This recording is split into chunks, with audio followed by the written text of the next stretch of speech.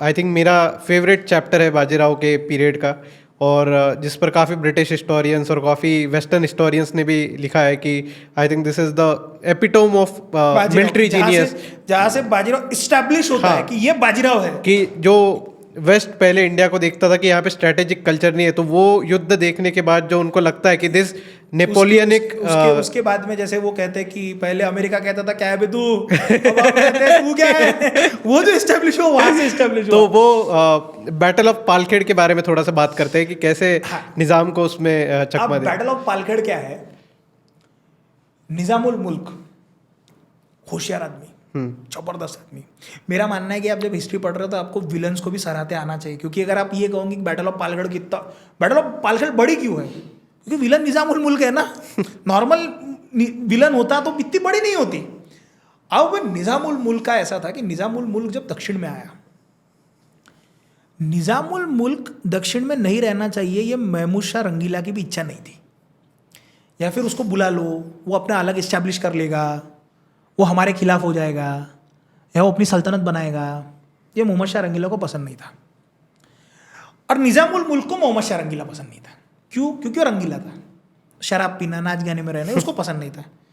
नाम ही उसका रंगीला, उस वजह से, उसी वजह से रंगीला नाम पड़ा, मोहम्मद शाह रंगीला उसी वजह से पड़ा। So what he did, he came down. अब निजाम बाजीराव से मिला था, बाजीराव का चलना, बाजीराव का बात करना, बाजीराव की स्ट्रैटेजी, बाजीराव के काम करने का तरीका निजाम को पता था। निजाम को यह भी पता था कि बाजीराव मेरे सर के ऊपर कभी भी बैठ कर डांस कर सकता है, किसी भी समय पे। अब he went to Kolhapur, Sambhaji Maharaj के पास, राजेश भाई के बेटे, एंड ही सेड कि I will make you king. इसके पहले ऊपर ऊपर से मुगम थोड़ी थोड़ी कोल्हापुर और सातारा के बीच में ट्रीटीज होती रहती थी कि हम एक दूसरे के साथ झगड़ा नहीं करेंगे, मुगल या फिर निजाम हमारे ऊपर तो हम आप साथ में करेंगे। And Nizam also wrote a letter to Balaji Vishwanath की हम लोग सब अच्छा रखेंगे। Now what he did, Nizam asked help from Mughals. अब ऐसा नहीं है कि मुगलों में भी दो फैक्शन थे, कुछ निजामुल मुल्क को पसंद नहीं करते थे क्योंकि निजामुल मुल्क पूरा अपना सेपरेट एक आइडेंटिटी क्राफ्ट कर रहा था, और सिमिलर मैनर में कुछ लोग निजामुल मुल्क के खिलाफ भी थे और कुछ लोग निजामुल मुल्क के साथ में भी थे।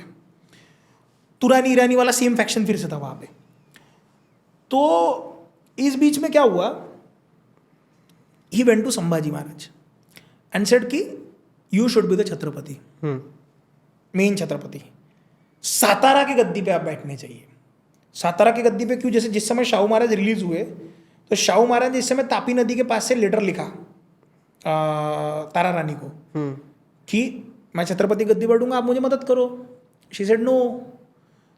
तो बहुत लोग राजा राम शाहू महाराज के पास में आ गए थे, लेकिन शाहू महाराज को पता था कि जब तक मैं सातारा की गद्दी पे नहीं बैठूंगा तब तक मैं अधिकृत छत्रपति नहीं हो सकता, क्योंकि रायगढ़ तो मुगलों के पास में है।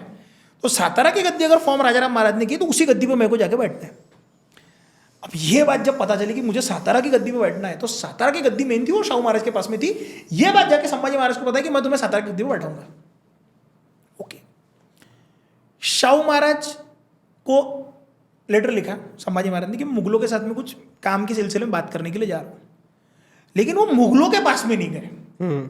With Nizam they attacked Pune, Pune के पास में आके उन्होंने अटैक कर दिया एंड दे एंटर्ड पुणे।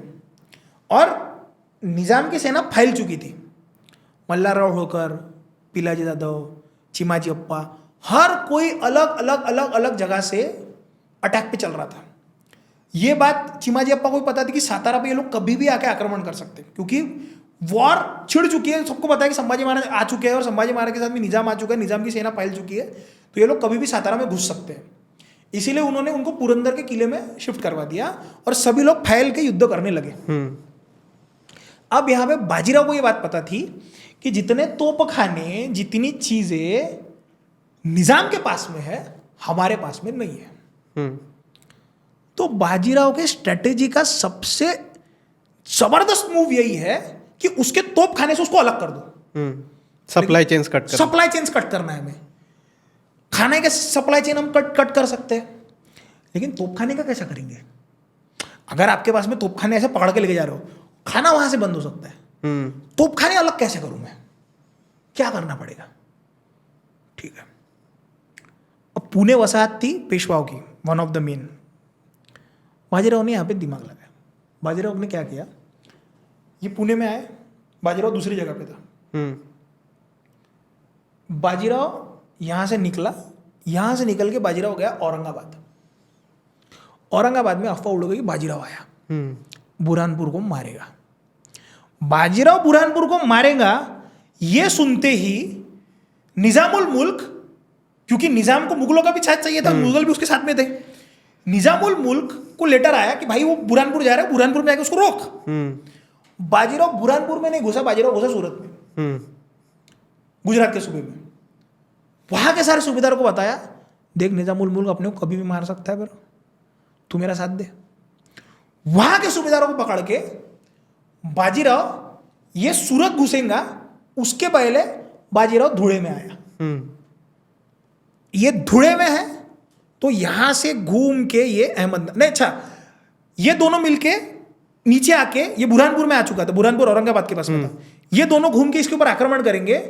ये इसके पहले घूम के अहमदनगर में आ गया। कौन? बाजीराव, निजामुल मुल्क। बाजीराव धुड़े में है, धुड़े में, बाजीराव धुड़े में है। ये बाजीराव जब सूरत गया, ये इसके पीछे सूरत जा रहा था, ये ऊपर से सेना लेके आ रहा था, अटैक होगा इसके पहले वो अहमदनगर चले गए। बाजीराव धुड़े में आके रुक गया। अब धुड़े और अहमदनगर के बीच में एक जगह आती है, वो है पालखेड़ की जगह। निजामुल मुल्क को ये लगा कि मैं पालखेड़ में अब एक काम करता हूं, मेरे पास में सेना बहुत है, आज नहीं तो कल युद्ध हो सकता है, तो मैं काम करता हूं, पालखेड़ में वसाहत बैठाता हूं। वसाहत यानी कि मैं एक अपना कुनबा बैठाता हूं, कैंप बैठाता हूं, जहां से मुझे रसद भी आएंगी, जहां से तोपखाने भी सप्लाई होंगे। अब बहुत दिनों तक बाजीराव उसी साइड में। अब एक बात समझो, धुड़े और अहमदनगर, या फिर उसके बीच में पालखेड़, पालखेड़ के पास में आती है आपकी गोदावरी की नदी। बाजीराव ने क्या कहा, ये उधर साइड में है ना, उसको उधर साइड में रहने दो, हम लोग इधर रुकेंगे।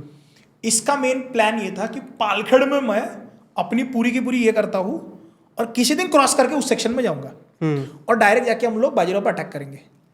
मैं एग्जैक्टली मैपिंग आपको नहीं समझेंगे, इसलिए मैं डायरेक्ट जगहों के नाम बहुत कम लेने की कोशिश कर रहा हूं, आप सिर्फ हाथों के इशारे समझो। ये यहां से इन्होंने नदी क्रॉस करी, नदी क्रॉस करी और नदी क्रॉस करके ये लोग अंदर गए।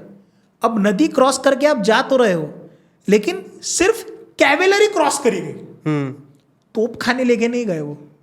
बाजीराव इसी के लिए रुका था कि ये तोपखाने और कैवेलरी लेके जाने में 2 दिन का डिफरेंस पड़ेगा इन लोगों को। उन्हें ये लगा कि बाजीराव जब आएगा तो अहमदनगर और धुड़े के बीच में पालखेड़ पड़ता है, तो बाजीराव कहां से आएगा? बाजीराव पालखेड़ में से आएगा। तो तोपखाना मैं यहीं पे रखता हूं, अगर तोपखाना मैं यहीं पे रखूंगा तो कहीं ना कभी हम लोग अटैक करेंगे। कुछ कैवेलरी लेके वो आगे बढ़ा, ये आगे बढ़ा, बाजीराव पीछे से आया, मतलब ये लोग यहां से गए, बाजीराव पीछे से आया, पूरा पालखेड़ उसने कैप्चर कर लिया। मतलब आपको लगा हम सामने से मारेंगे, वो पीछे से घूम के आया, उसने पूरा पालखेड़ कैप्चर किया। पालखेड़ कैप्चर करा, आपका सिर्फ खाना बंद करना था, खाना और तोपखाना दोनों बंद हो गया। अटैक ही नहीं कर पा रहे आप, आपकी कैवेलरी भी फंस गई, आपके पास में रसद नहीं आ रही है। ऊपर से सारे सूबेदारों को पता करेगा तो निजामुल मारेगा, तो वो लोग भी वहां पर अलर्ट बैठे, बाजीराव पीछे से अलर्ट बैठा है, दोनों जगह से घिर गए, इनकी रसद हो गई बंद। अब क्या करे? तब जाके निजामुल मुल्क ने वहां पे ट्रीटी साइन की कि भाई बहुत हो गया, छोड़ दे। शेवगांव में फिर वो ट्रीटी साइन हुई है कि इसके बाद में जो अथॉरिटी पद रहेगा छत्रपति का, शाहू महाराज के पास में ही रहेगा, और चौथ के राइट, और हम तुमको जो चौथ के सरदेशमुख के राइट है वो पूरे के पूरे देते हैं, हमारे पास से तुम चौथ लोगे। आपको इसमें ये चीज समझ में आती है कि जो युद्ध सामने से हो सकता था, आप घूम के जा रहे हो। जैसे आप गनिमिकावा, आपने ये अपना टाइगर हिल का जो युद्ध देखा होगा, जो पीछे से घूम के गए थे सारे के सारे, कि खड़ी पहाड़ी से कोई नहीं आने वाला। सिमिलर मैनर में इस सेक्शन से कोई नहीं आने वाला, पहाड़ों को घेर के बाजीराव वहां से आया था। ये हुआ था पालगढ़ का युद्ध कि भाई एक बंदा जो 27-28 साल की उम्र का है, एक निजामुल मुल्क जो उससे उम्र में कई बड़ा है, इतनी बड़ी फोर्स होने के बाद भी उसको सरेंडर करना पड़ा। ये था बाजीराव। आप एक युद्ध नहीं दिखा पाए पूरे मूवी में, ये शर्मनाक है।